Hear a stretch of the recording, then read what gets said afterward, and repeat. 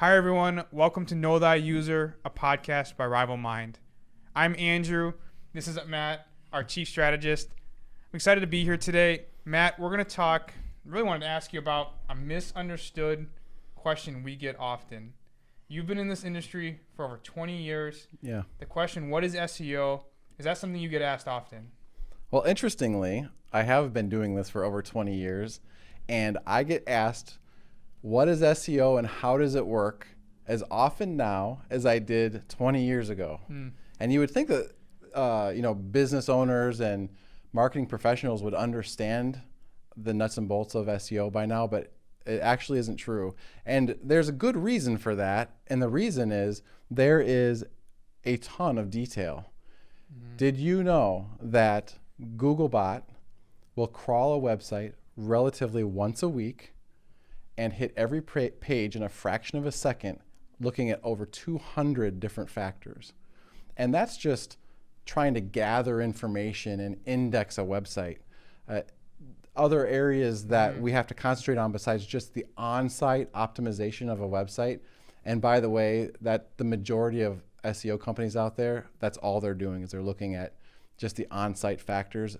And so when there's a company that's charging, say, $100 a month, you're really not getting anything for that because they're just looking at some of the on-site factors. There's so much more. So yes, I get that question a lot still, and I have to explain the on-site part, what we just talked about, SEO 101. We call that the outside-in strategy. And then there's the inside-out strategy, which is keyword research and content creation based on specific keyword phrases. And then ultimately backlink prospecting and the whole backlink.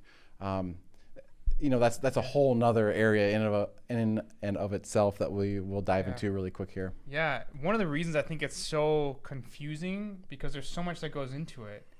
Really, if you go to the core of what a search engine is, Google, Yahoo, Bing, there are algorithms that are ultimately sorting and ranking information on the internet with the sole purpose of giving users, me, you, right, anyone watching, when you're looking for something on the internet, Google's intent and purpose is to give you the very best answer and very best piece of information.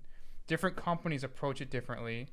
There's even over the years, there's been different hacks, tips, different tricks people have done to try to influence the rankings. And that's actually a common misconception, is that what we're talking about here of influencing Google's algorithm and how they rank your pages is often misunderstood. So you alluded to a couple different buckets that we'll call, or different strategies to a holistic SEO strategy. So let's go and start with the first one you mentioned, the outside-in approach, the little bit more technical nuts and bolts component. So how does that play into helping a website gain more visibility on Google? Yeah, so the main purpose of SEO, like you said, is to rank on Google for specific keywords and phrases, queries that people put in to find your types of products and services. So in order for Google to even know who you are, to even understand your pages, perhaps product pages, or maybe their articles or blog posts, things like that, the outside-in approach, which we do in tandem with the other two approaches, it's all happening at the same time.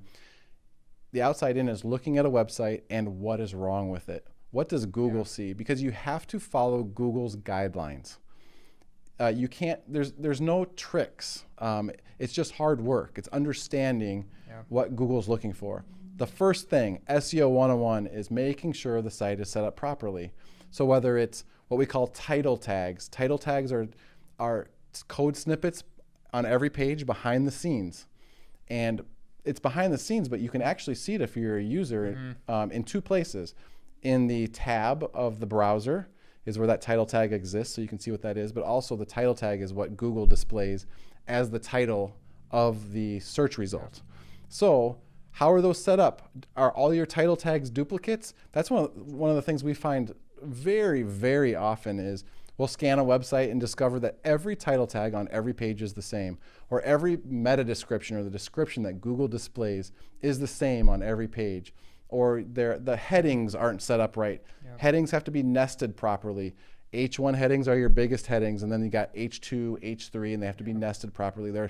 There is 100 things like that that have to be done so that Google understands what you're saying about yourself. Are you who you say you are? Is this page really about what you say it's about? And so you have to allow Google the opportunity to navigate properly. So there's so many factors. Even your images. Are your images over 100K? Are they loading properly? Did you know that Google is actually measuring how fast a page takes to load on a mobile device, and it will demote pages that take too long to load. Did you know that Google can't read images? And in fact, you have to have what's called alternative text that's with that image behind the scenes in order to tell Google what that image is about. All of these things bolster, what this page is about, and for Google to understand it. The architecture of the website. Google first reads, the first layer of what's off your main navigation, those first pages, and then moves through the site like a crawler or a spider. And so understanding the architecture, the tags, all of that is paramount to your success. And that's just SEO 101. That's just getting started, making sure that your site is properly created. One thing that you brought up is interesting. A lot of times when I'm explaining the on-page element is that there's this element of how do we figure that out? And there, as you mentioned, there are guidelines Google gives that you should have. Every page title should be unique. And ultimately, you mentioned page titles. That's what tells Google, this is the headline of this page and this is what this page is about. And it makes it easier for Google then to sort and rank your information based on what's on that page. Without that, it's difficult and Google's guessing a little bit. And a lot of times what we've seen and over the years, those types of pages are demoted and not ranked well. The pages that Google can understand are the pages that rank well. So thank you for that. That was very helpful. Once we've built the foundation, we've got a site that Google can come to, Googlebot can crawl it. There's no hindrances. You mentioned at the beginning keyword phrases and questions. How does that come into play? So interestingly, a lot of SEO companies stop there. A lot of great SEO companies do the rest of this stuff. So you just want to make sure that you're working with somebody who also creates great content for you. So the second factor is what I call the inside out approach. That's what's the keyword strategy. When I say keyword, I mean phrases, questions, anything that someone's querying in Google. And you'll be surprised where you might think that it's they're looking for, a 2-word query or phrase. It's actually 8 words because they're asking a question. They might be asking Siri a question or Alexa a question. And so you need to understand what the phrases are in order to write content specific to those phrases. So what's interesting is one of our clients, especially new clients, we might ask them to provide us with, for instance, 10 phrases that they think that someone on the internet is using to find products and services like they're offering. And they'll give us a list of 10, and we'll take those 10 phrases and actually come back with over 1,000 variations of those phrases. Now, we're not going to go after 1,000 variations per se, but what we're going to do is narrow it down by the relevancy of the keyword phrase, the search volume. How often is this actually being searched? What is the competition level? How hard is it to rank? How long would it take? Do you want us to take 3 months to make this happen? Do you want us to take 3 years to make this happen? Is Wikipedia, the top ranking? Are you ever going to get, surmount that? And so there's a lot of things to look at, but ultimately it's finding the phrases that you can write exact content for and rank in the top 3 positions. And so it might be that we have to also go look at who already is ranking for these phrases and what are they doing and what is their backlink profile, who's linking to them, how big are they, what is their strategy.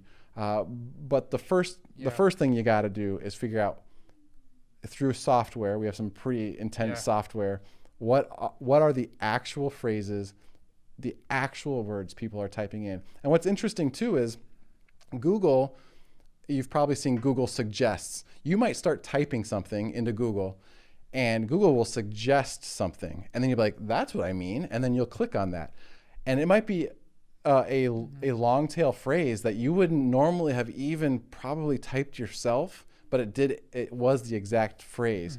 If you can figure out what phrases Google's suggesting and then use that in order to create your content, an article that's the headline is exactly that and it's set up in that exact way, you wouldn't believe the success you can have with SEO and how a company can grow tremendously just because now you're offering up content that somebody's searching for.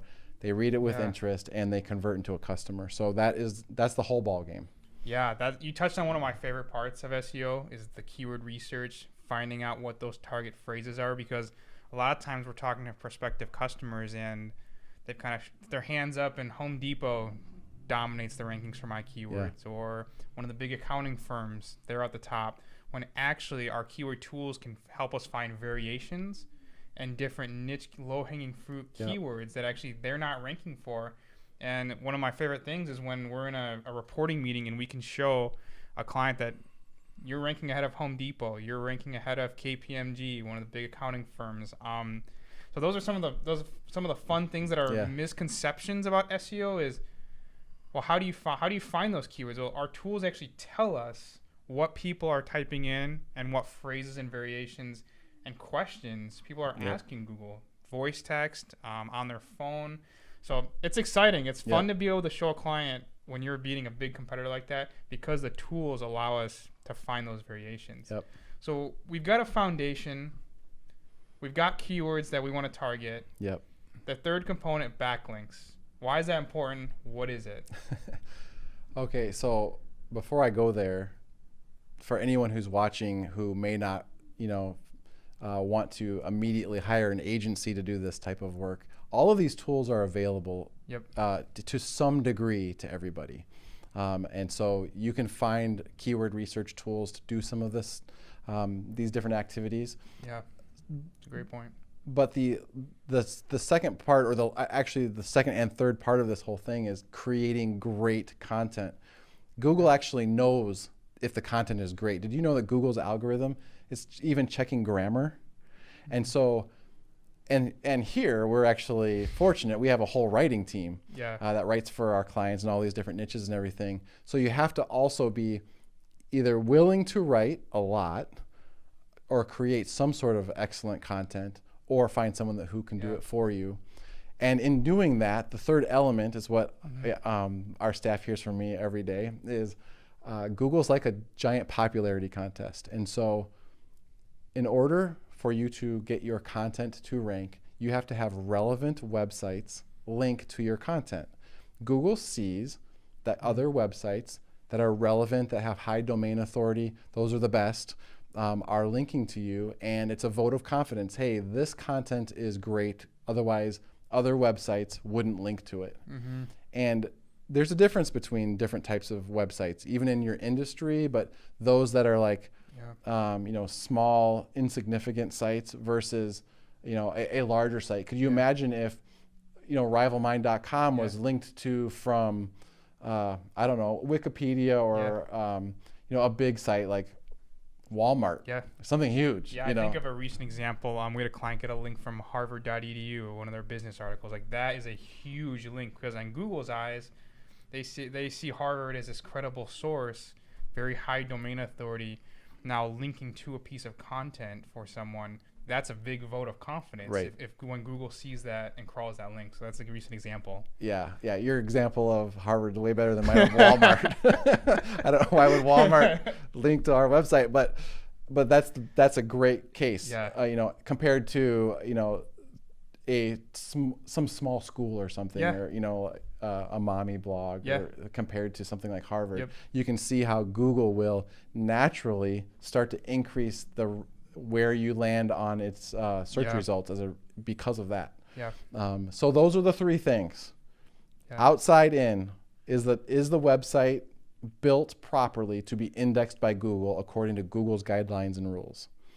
2, inside out, is there a content strategy that targets specific keywords, phrases, and questions, what people are looking or are querying to find your types of products and services. In so doing, you're also creating great content that answers those questions and answers those queries. And it has to be good content, or someone will click through and read 2 seconds and then bounce. Google's actually keeping track of if someone bounces or not. So it has to be good enough content that they read it with interest, and your website then moves them through the funnel towards conversion. And then lastly, you create great content, which is a part of a excellent marketing and content strategy. And other websites, big websites, hopefully relevant websites, will link to your content. And in some cases, in addition to just naturally getting those links, backlink prospecting might be necessary, which is kind of like a pseudo sales role where you go out and you try to find websites that are willing to link to you, or that you can provide great content to them for free, unique content. Hey, I'll write you this post, but in the post, can I link back to my source content? And there's another way to create backlinks. And that's a whole industry of itself, really. So there's a lot of moving parts here. We just kind of scratched the surface. But now you can see why search engine optimization is important. It creates conversions. It grows businesses for sure, but there's a lot to it. And those are the main elements, in big buckets. SEO it's a kind of an art and a science together. An art in finding the good keywords and kind of thinking through what somebody would be looking for, and a science in analyzing the data. Now, there's a lot of things we could have talked about here that I think that's a great overview. So thank you for that. We're out of time for today. So thank you for joining us today on Know Thy User. We look forward to seeing you next time.